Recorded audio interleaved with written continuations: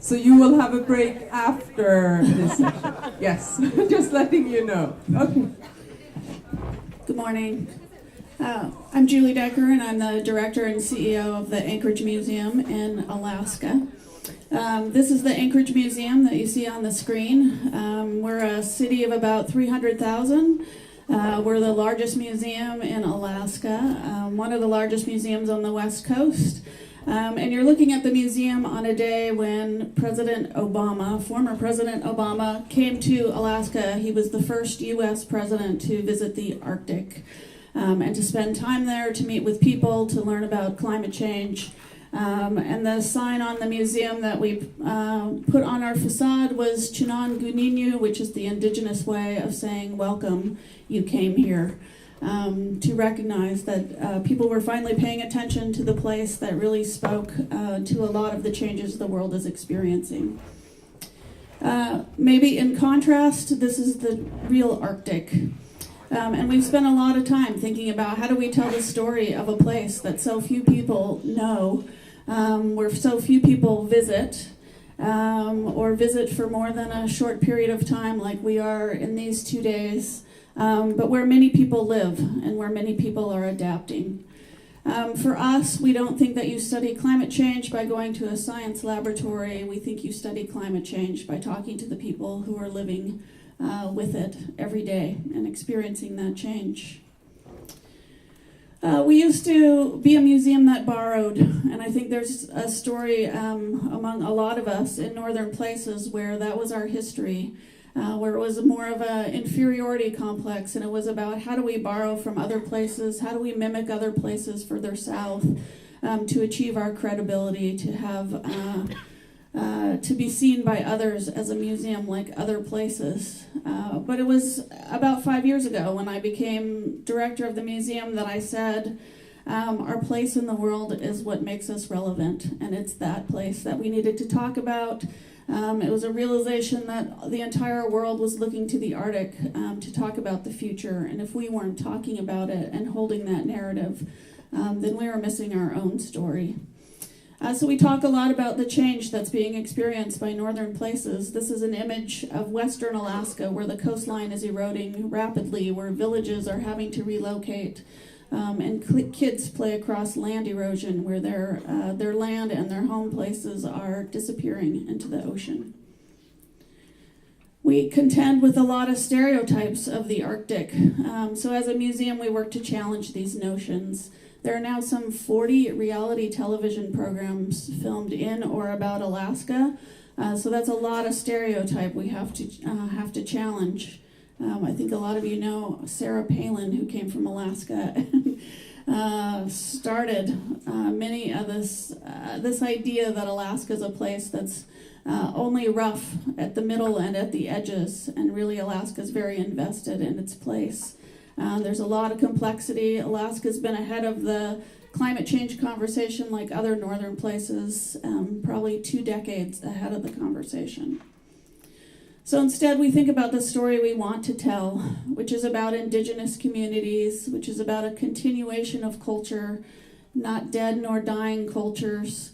We talk about youth, we look at activism, and we tell the rest of the world that we in the North are invested in our own future, that it's not for other places to decide what happens to places further north.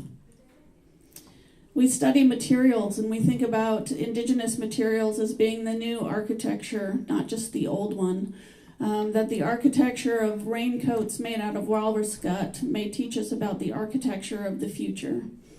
That if you look at design from a local perspective and you include indigenous knowledge in your breadth of knowledge, that maybe we can come up with ideas for a hybrid future for how we might live. We don't believe that the North is a place of doomsday climate politics, nor do we believe that it's a place of last chance tourism. But we think that it's a real place where people live, where people invest, where people talk to each other, and where networks are natural. We have had to get ready faster than the rest of the world, but the North is a problem solver. And it's in this setting that we set out to change what it means to be an arts organization and what it means to be a museum. So we started to have relevant conversations, not about the past, a past in a way that informs us about our contemporary and our future. So we moved towards being in the middle of these discussions about change, about climate change, social change, economic change. And we're a multidisciplinary museum. We have art, history, culture, science. So what we do is we tell the story of the North, but we lead through art and design. What we've noticed is that there's not just cultural or eco-tourism in northern places, but there's now artist tourism in northern places. And it's about every week that I get a call from a new artist who thinks they're the first to come to Alaska or to the Arctic to study climate change. And I have to remind them that they're one of many, that there's this new tourism. And to have a true story told and to have new relationships built, it needs to be about an exchange. It's not about coming for a week and then leaving. It's about coming and developing relationships in places, listening to stories, listening to experiences. So we changed what it means to have a residency program in the Arctic. We work with artists for 1 to 3 years, sometimes 5 years, so that it's about developing relationships. And if you're going to tell the story of the North, then you need to work with Northerners to be able to do that. This is a project we worked on with Indigenous artists from Greenland and from Alaska, from Norway, that were working to revive skin tattooing traditions and bringing them to a new youth in Alaska and in the North. We celebrate the voices that have not often been heard and celebrate the traditions and languages and their relevance to the continuation of cultures for new generations. And we let artists be creative and in the lead and investigate this place and to help tell its story. This is an artist on the Kuskokwim River in Alaska. The river turns into a 4-lane highway in the winter. Trucks go across it, and the artist laid down to record sounds underneath the ice. So we think this is on par with scientific investigations into our place, that it's artists who can really look and listen and learn. We work to remove the authoritative voice, to remove the idea that we are the keepers of objects in history and that we as institutions hold the only truth. We don't believe that's true anymore, and we need to change the notions of what it means to be a listening institution.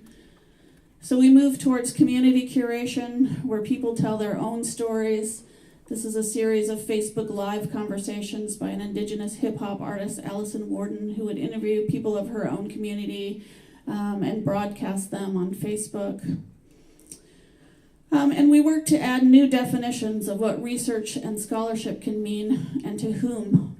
So we question the constraints on who holds the narratives for how place is truly examined. This is another artist visiting a glacier.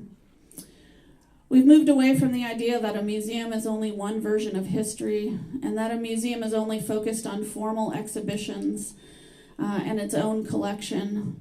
And instead, we're constantly disrupting our own notions of how you are in service to people in place and how to be nimble and agile and adaptable to a changing landscape and complex histories and many languages and many perspectives.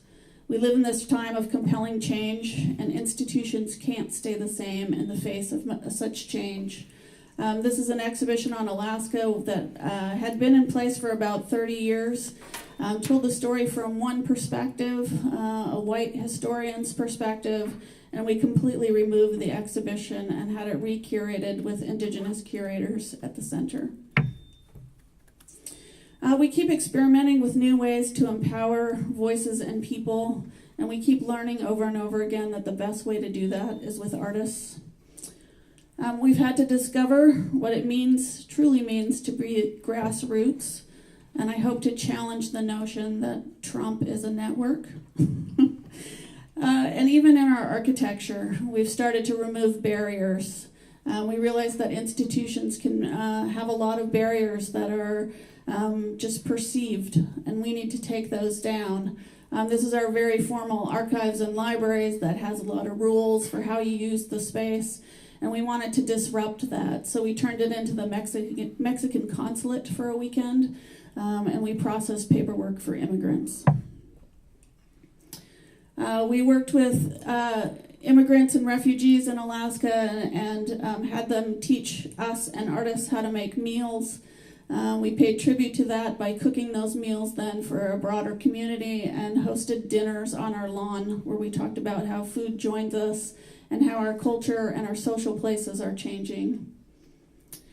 We took this space in downtown Anchorage, which was a place where they put ankle monitoring bracelets on convicted criminals, and turned it into a Spanish language library where you could borrow books. There's 100 languages, 100 books in the Spanish language. This is a project by a New York artist who's gone to cities across the United States to develop this Spanish language bookstore, and in every city has discovered that it's the only Spanish language bookstore in that city. And while this space may only get 30 people a day, most of those people are brought to tears by the idea that there's a space for them in their language. We took over this building across the street. It was a neglected building. We just received a grant from Michael Bloomberg, who some of you may know, former mayor of New York, and is now a major philanthropist. And he gave us $1 million to turn this space into a social space, similar to what Gregory was talking about, where we really take down the walls of the institution.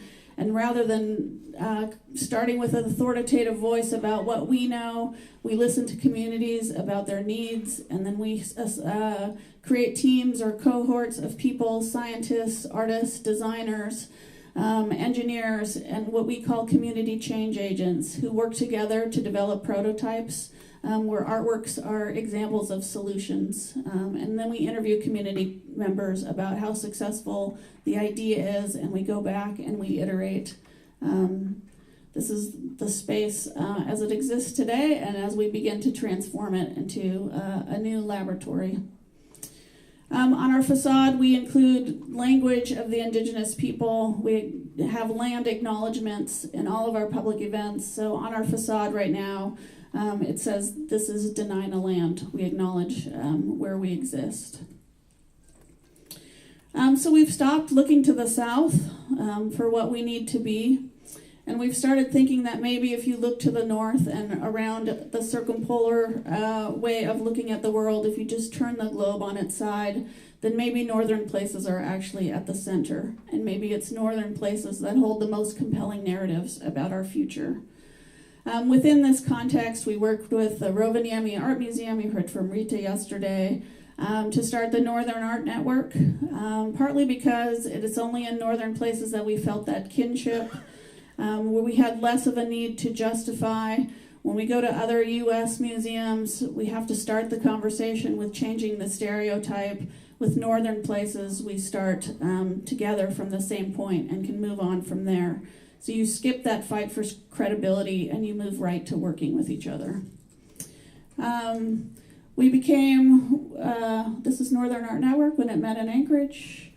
We also became twins with the Northern Norway Art Museum, Nordnorsk Kunstmuseum, and have developed a series of projects between Alaska and Norway and other Arctic places, which has led to a collaboration with the Arctic Arts Festival in Harstad last year, working on the Arctic Arts Summit, where all of these issues and connections and challenges and opportunities were discussed.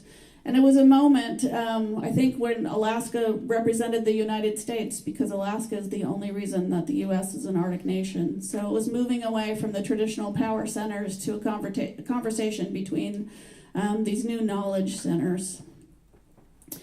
We brought artists together for an exhibition in Norway called Subsistence, which is all about the way we depend on the land in terms of traditional lifeways, and a contemporary dependence on things like oil, and the ways that we live in this very complex north, where the solutions are really not black and white.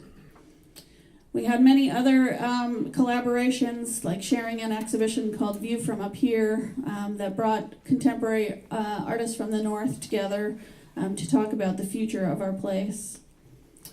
And what these experiences led to is being disruptive in other conversations, to going to traditionally business-centered, industry-centered conferences and conversations and putting art and design at the center of those convenings as well.